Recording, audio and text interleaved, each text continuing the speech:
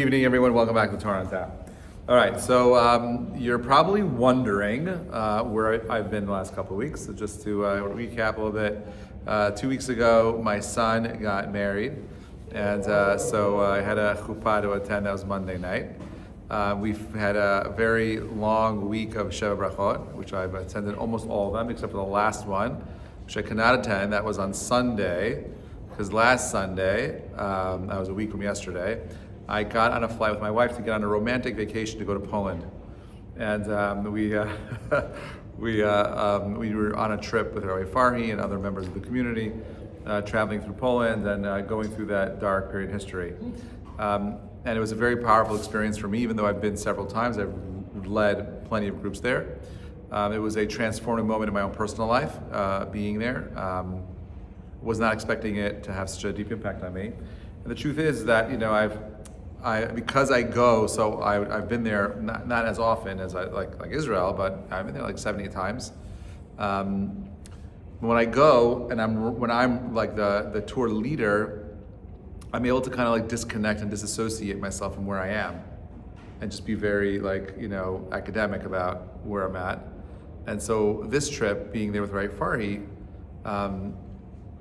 was it gave me opportunity to kind of spend more time reflecting and not just be a passive member of the community who's just helping everyone else have an experience, but I was able to have some of my own experience there. And to be honest, I walked away and feeling changed.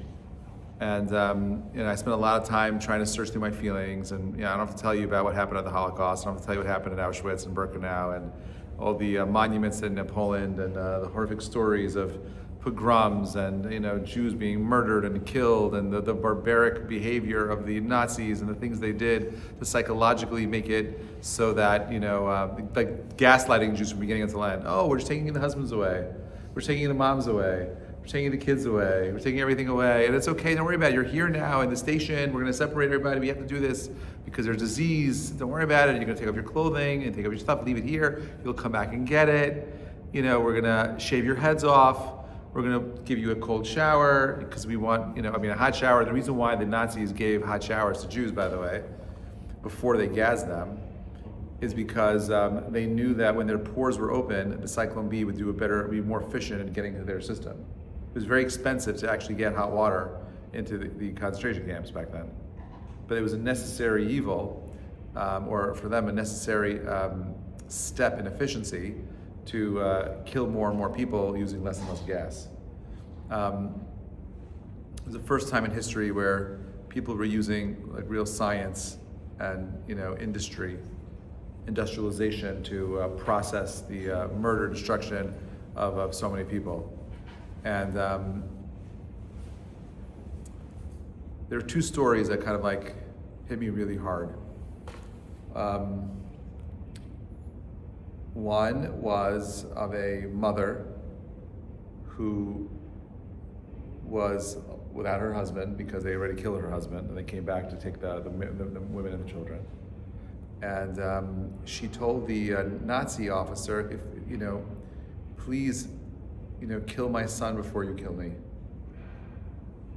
So she says, the Nazi officer says, it's unbelievable. You just want to grasp for another second of life. You don't what kind of a person are you? Totally being hard on her and harsh on her. And he said, but okay, I'll grant you your wish. And he shoots the son first, kills him. She takes some dust from the earth and puts it over him, and she buries him as his kaddish for him. And at that point, the Nazi realized it wasn't about grasping for more time on the planet. It was more about figuring out the best way she could respond in the situation that she found herself in. And so it was. The story kind of led me into a place where I started thinking about all the innocent children, 1.5 million innocent children. We were in this place called Tresenstadt, where it's a small village. There were 25, I think 100 people living in this small little village. They took away all the parents, and all the children were left in an orphanage, about 800 of them. And the Nazis realized that it doesn't make any sense to feed these kids. It's not efficient. So let's just cut funding, cut everything, just kill them. They made them walk out into the forest. And they stood over these ditches and they just shot them all down. 800 kids in one night. Throw them into the ditch.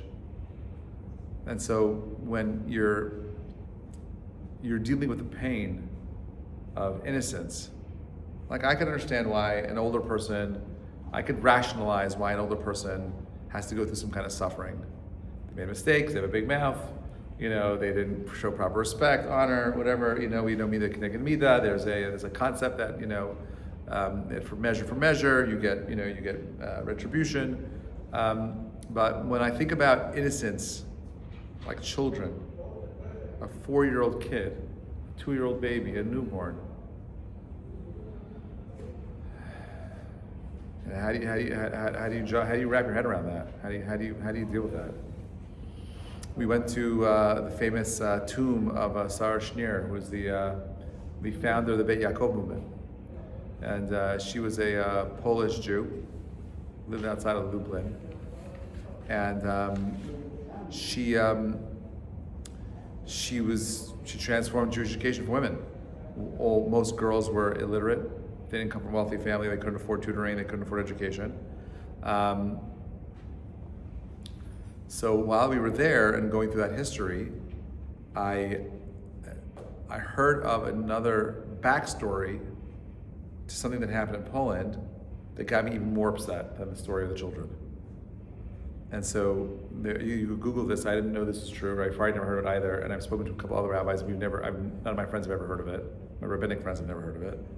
But there's a story of a guy named Tzvi Migdal, who was, anyone here ever hear of that name? Tzvi Migdal? I'll tell you. Tzvi Migdal was a Polish Jew who left Poland and moved to Argentina. And he knew a couple of things about Polish life. He knew that it was very hard to marry girls off. It was super expensive for the dads. Poland was a poor country. They didn't have the money to go ahead and lure in good guys. Most of the girls were uneducated, illiterate. So the better guys were not interested in a girl who couldn't teach her children how to read or write, So there was a shidduch crisis in Poland. So what did he do? What this guy Tzvi Migdal did was, he said, he would come to Poland, and he'd tell fathers, people who knew of him, he was a well-known man. He was dressed in a 3-piece suit, nice hat, polished shoes. And he would come over to the towns, tell them, listen, I have all these wealthy boys in Argentina. Give me your daughters and I'll find them a good shidduch in Argentina. So every father was like, great, this is amazing. I don't have to worry about financing this. You get my daughter, my daughter married. This is a Polish landsman, a neighborly kind of guy. We know who he is. Great. So he would come, this guy, Tzvi Migdal, take these girls, find some guy to marry them. There'd be a one-night stand, okay? And then they would tell the girls that your husband is lost. You're an aguna. You can never remarry. And that the only way you can get out of this is by selling yourself into prostitution to make some money to survive. So, okay, you figured this guy did it once, twice, 10 times, maybe 100 times. There was no communication, no phones, no emails. How would a girl like that ever tell her father what was going on? The numbers are anywhere between 150 to 200,000 women between 1850 and 1930. Okay? There were 4 cities these women were brought to Argentina, to Boston, Philadelphia, and Lower East Side, Manhattan.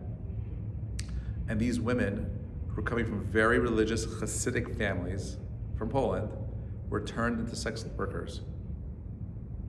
Most of them died very early because of disease, or they committed suicide. They couldn't handle that life. Tzvi Migdal himself died 3 years into his operation, and they changed the name of the organization into Tzvi Migdal. Just so you understand, they were bringing in about $50 million a year into Argentina. It was 30% of their GDP. They paid off every single police officer, every single politician to look the other way. So no one said anything. They did the same in New York and Philadelphia and Boston.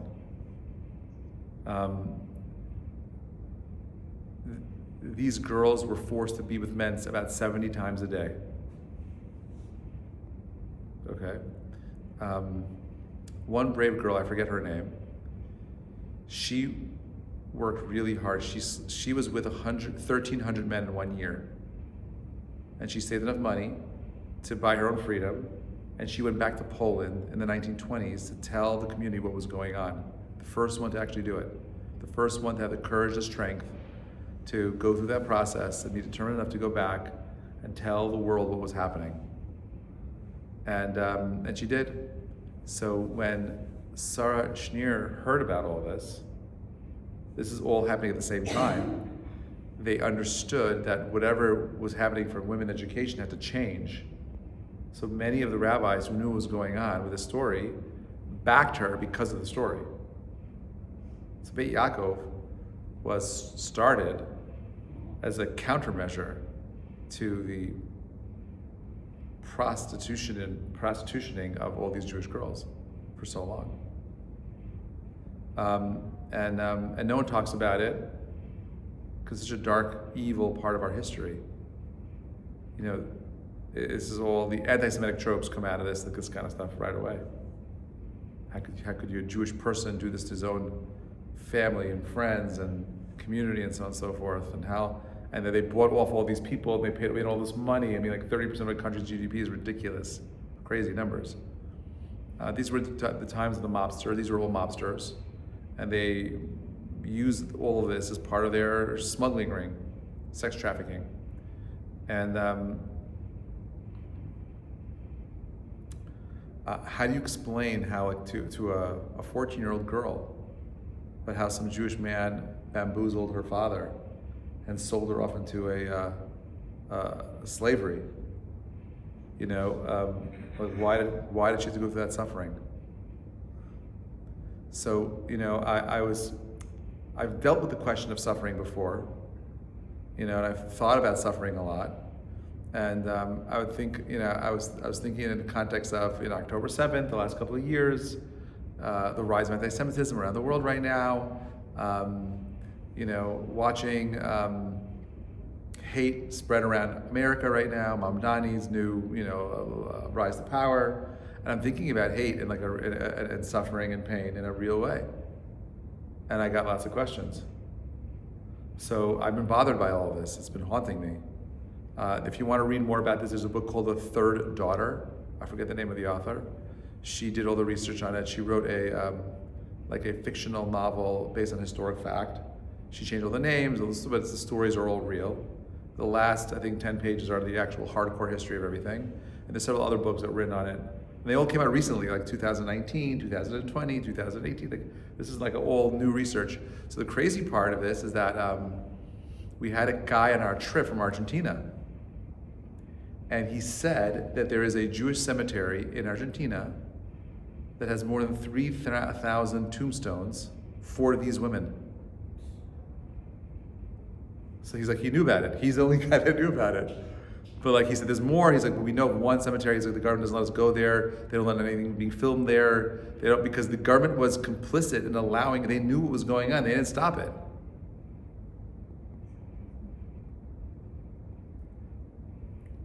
So the question that we're going to deal with tonight is suffering. Right? If you believe, and this is the question, if you believe in a God that is all loving and all powerful, how do you explain suffering? Why does he allow the good to suffer and the evil to prosper? Why is it that good things happen to, bad things happen to good people? Why is it that so many of these wicked people are able to get away with their plan? Hitler was so close to succeeding in his mission. How did it happen? How does it happen? Hamas, Sinwar, so close to doing so much damage. Could have, if he would have tweaked his program a little bit more, it could have been far worse. So we were in Krakow Krakow is this very cool town in Poland.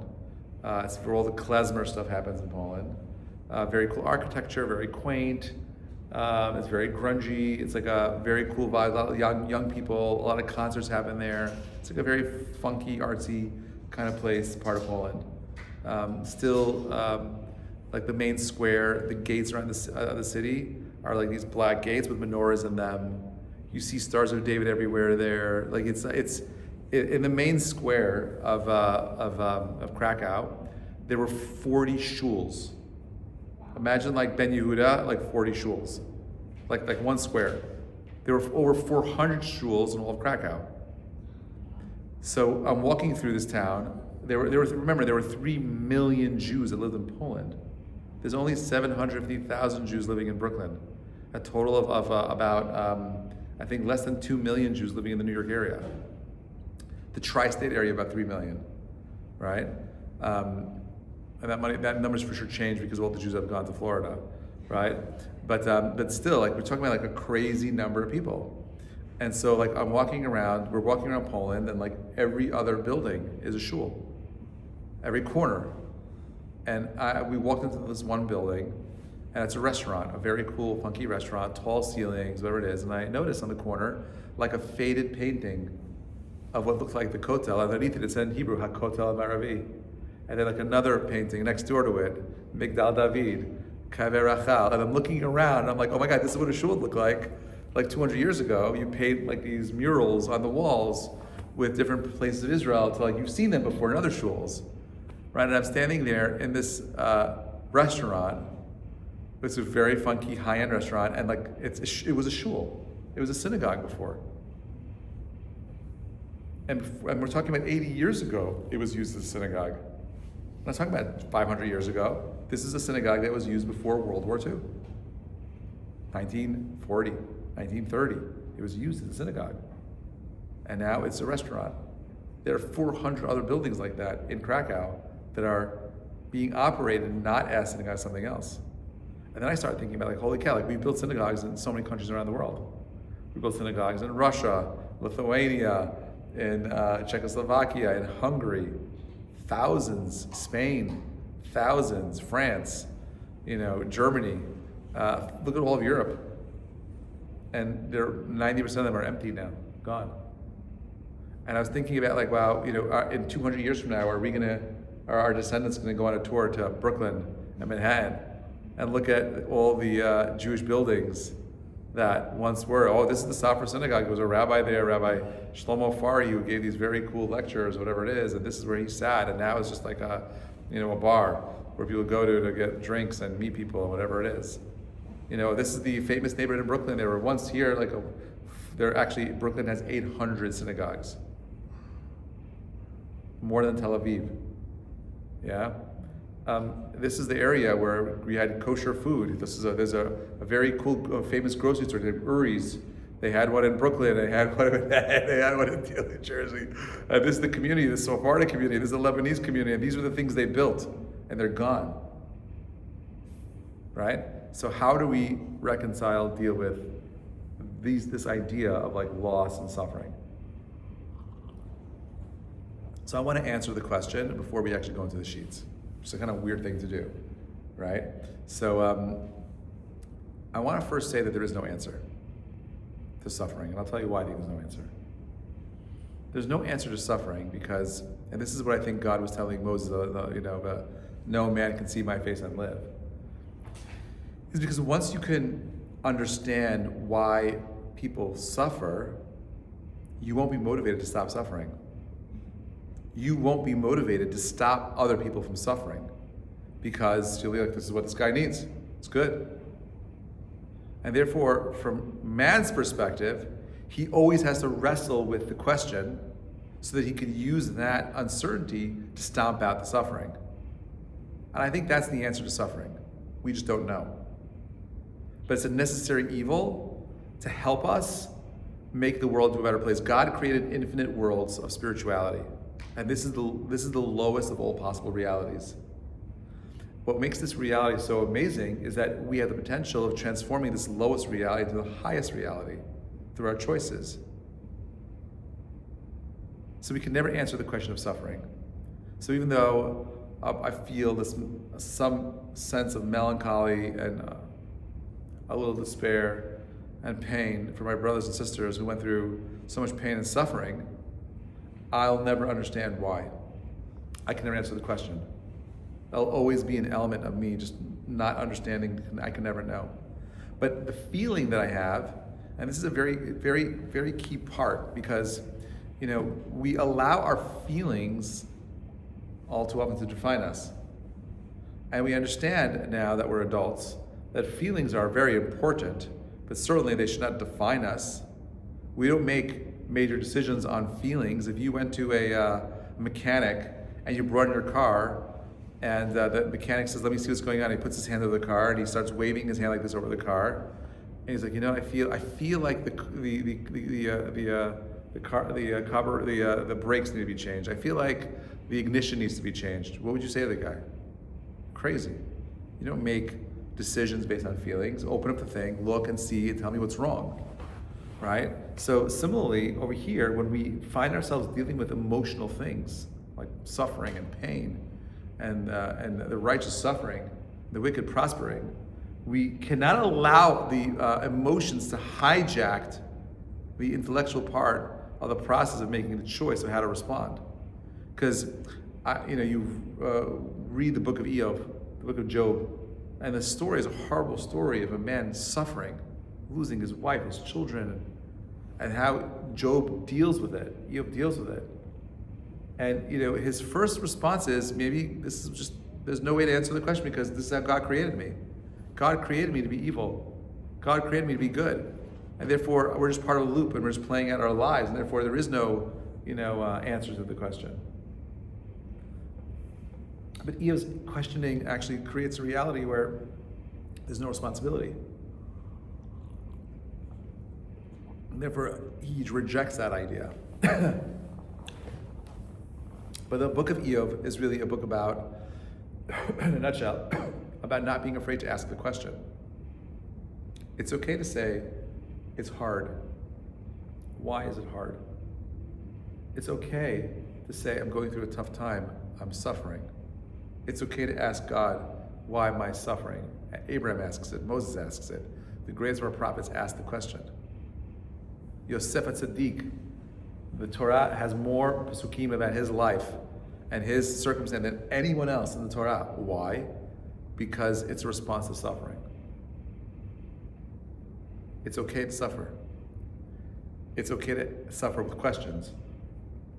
But I think the question itself is a necessary part of working towards solving the question. Does that make sense? Anyway, so this is how I'm I'm just showing you how the madness in my mind works right now. This is how I'm trying to work through the emotions. I feel horrible for these women. There's not been one day where I've not thought about it. I think about my children, my daughters. I think about the students, 150,000 to 200,000 Jewish girls who were abused like that. That shouldn't happen to our people. It shouldn't happen to anyone's people. It shouldn't happen anywhere. All right. That's my intro. Okay, I'm sorry it's so dark. Sorry it's so painful. Sorry to bring up these negative feelings and emotions. But the way in which we wrestle with these things is by using our minds to uplift ourselves and try to understand suffering and adversity. That's why it's called Towards Understanding Suffering and Adversity. I'm not saying we're going to have an answer for it. I think that we can try to tweak this and understand it. By the way, I want you to know, I actually gave this class, this sheet, in 2021. Okay, 4 years ago, on a Monday night. None of you remember it. Anyway, okay, fine. So the Ramchal says, yeah, I actually quit it because I actually said before I for sure gave a class on suffering once before. So I went to my computer and I searched the word suffering, and then I had this class. I'm like, oh my gosh, I did this, and it had the date on it. So it was given ready before. What's that? During COVID. It was during COVID. That's why I was dealing with it back then. But anyway, I guess you guys are cool with it now. All right, fine. So it's true that I could repeat all my classes after 4 years. Anything I gave 4 years ago, is game again, because this just proves that like I don't have to create always more new material. I can go to the archives and pull out the old stuff and redo them. Because this introduction was definitely not in the last class, that's for sure. All right, anyway, so, and I don't think I recorded that one. Okay, the Ramchal as follows. Ramchal Moshe Chaim Luzzatto, Derech Hashem, by the way, if you don't know who he was, he's one of my favorite authors. A tragic story, he dies at the age of 40. He finishes writing most of his books by the time he's 22, 23. He is exiled from Europe because they thought he was a Mishachist. This was after post Shabtai Tzvi. He flees to Israel, where his wife and 2 children die in a plague, and he dies alone. That was his life. He didn't even own his own manuscripts. He sold his manuscripts. He did not own his own copy of his Derech Hashem. He sold it. Derech Hashem and Mesilat Yesharim were bought by the Ginsburg Library and stolen by the communists in Russia, and they're on display right now in the Museum of Moscow Museum. Has the Ramchal's Ksav Yad writing manuscripts of these 2 books that I love so much. So he's the first source for a reason. Okay, so this is what he says. Every Jew must know and believe that there exists a first being without beginning or end, who brought all things into existence and continues to sustain them. This being is God. So number 1, we believe in Emunah Shlema, there is something called Borei Olam. There is a God. And he is a all-loving, all-caring, all-giving kind of God. You are here right now. You're yawning right now because God is giving you the power to yawn. And I'm empowering you to yawn. I want you to yawn. I need you to get out of your system already, right? He is empowering you to sit in that seat. He's giving the energy in the chair to lift you and hold you. This building, the lights, everything is here is an expression of his ratzon, his will. Okay? And therefore, God is a benevolent God. That's what we believe. That's what he says. Rav Shlomo Wolbe Ali Shor says as follows: God knows everything that happens, all creation, every moment in time. Even when a leaf falls from a tree, God fills the entire world like the soul fills the entire body. There is no place where he is absent. God guides the world. He wants the continuity of the world and of every individual. As the Ramban teaches, he runs the world according to the principles of reward and punishment based on individuals' free will decisions. And therefore, God creates a reality. You are not in a simulation, a computer simulation, where you have no free will. You have this thing called free will. And God will arrange things for you based on your free will choices. And that's why that story of that woman that I started with is such a powerful story for me. Because I don't know what I would do, God forbid. I'm not sure if you do this, I do this all the time. Like, what would I do if I was in that situation? And even the dark ones. And I try to think about it, and I put myself in those situations because I just want to know how to respond so that when I'm in that situation, I don't have to think twice about it. I know what I'm going to do already. I don't know if that would be my response. And then the question is, why not kill my son first so I could bury it and say Kaddish? I'd say take us together. Why shouldn't I? But she's right. Meaning, I think the right response is that if you're in a position to do something good after, then that's the better choice. And with so many Holocaust survivors, that's how they thought. They were always thinking about, how can I do good for someone else? How can I build? How can I create? How can I be a giver and not a taker? Like that famous story of the Chavetz Chaim, where a young man said, I'm going to banking. So he says, well, which position? There's 2 positions. The teller that takes the money, deposits, and the one that gives the payables, right? So he told him to only take the position that pays, not the one that takes deposits. He's like, why? What difference does it make? He said, because in one scenario you're flexing your giving muscles, the other one you're taking your taking muscles. Don't do that job. Take the job that always teaches you how to give. That was their world. That was how they thought. How can I be a giver? In a world where you're giving, by the way, you can overcome an October 7th. In a world where you are giving, you can overcome a Holocaust. Because there's infinite opportunities to give. By the way, to give is to love.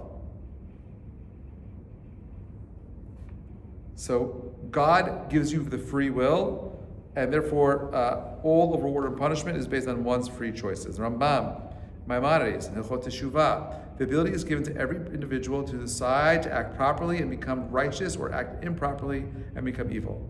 That means you are not a character in a video game where you're the villain and you always have to play the villain.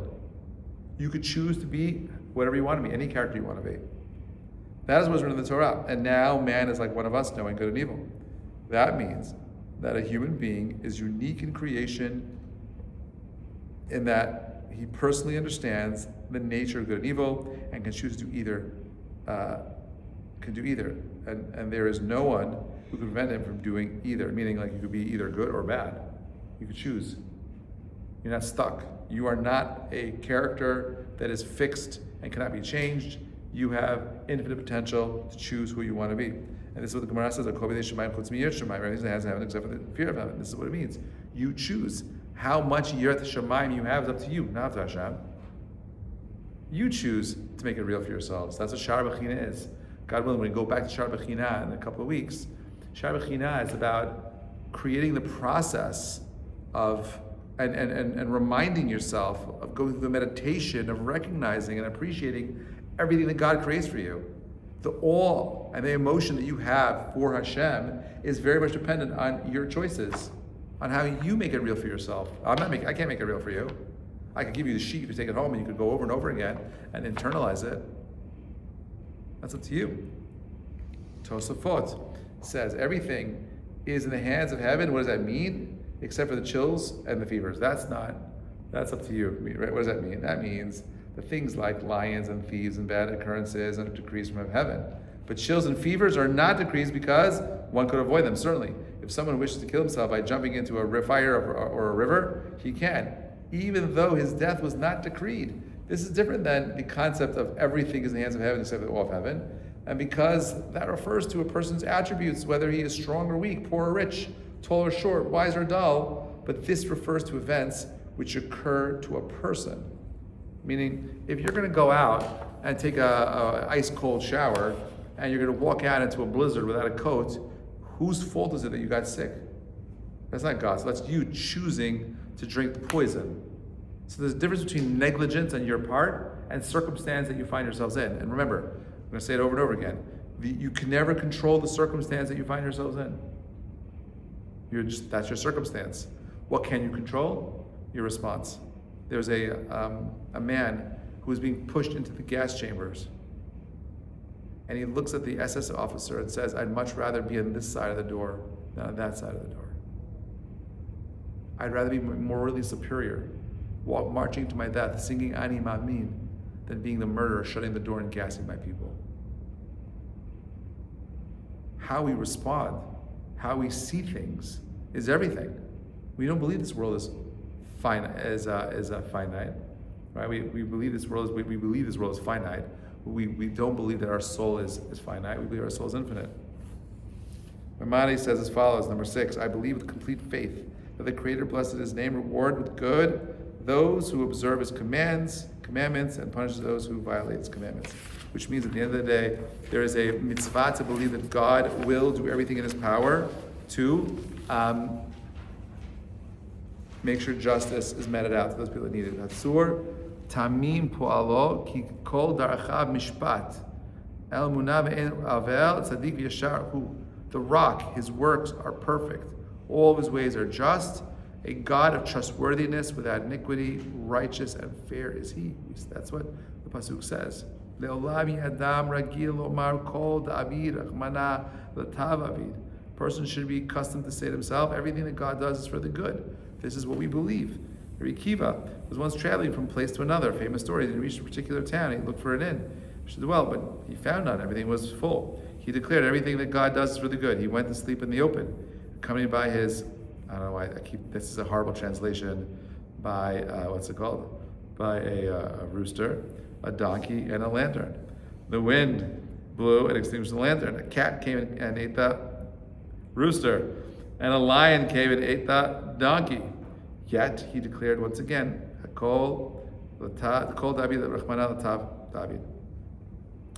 everything God does is for the good. And on that night, a group of bandits raided the town and took its inhabitants captive. Rabbi Akiva said to his disciples, did I not tell you that God does everything for the good? Rashi, had the candle been burning, or had the rooster or donkey been alive, Rabbi Akiva would have been discovered and taken captive. How many of us have stories, things we look back at, And we're like, holy cow, I'm so glad it went out that way because it could have been so much worse. It could have been so much more worse. Right? Holy cow. It could have been like so many things, like a little of this, a little of that, and like the whole thing, the whole story would have been very different. But Ramchal says we must know that in truth, God's only desire is to be so good. And he loves his creations like a father loves his child. However, the love itself cannot justify the father bringing suffering to his child, but this suffering of his child for his ultimate benefit. As is written, a father disciplines his child, so too does God discipline you. Therefore, divine judgment and law itself are based on the flow from God's love. Everything that happens for a reason. There's nothing that ever happens for no reason. And therefore, what we're saying is, and this is why answering the question is so challenging, according to Ramchal, Rambam, and others, when we see suffering, it's just suffering for now. My wife's grandfather is a Holocaust survivor. And like so many others, he had no shoes, and he was asked to march out in the cold and the snow. His toes went numb, frostbite, and eventually gangrene. Gangrene spreads. Eventually, they had to cut off his foot, and eventually they cut off both of his feet, and then his legs. Right, it kept spreading and spreading and spreading. Guy was always smiling. And he would tell you I would never do anything different. Like I would totally take whatever the challenge was. In the wintertime, when they would make them do the marches, the ice was so cold that their skin would peel off onto the ground.